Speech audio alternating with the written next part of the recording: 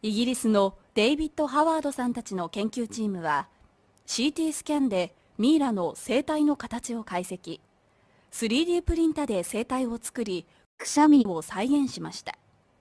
それでは古代エジプトのミイラのくしゃみをお聞きください。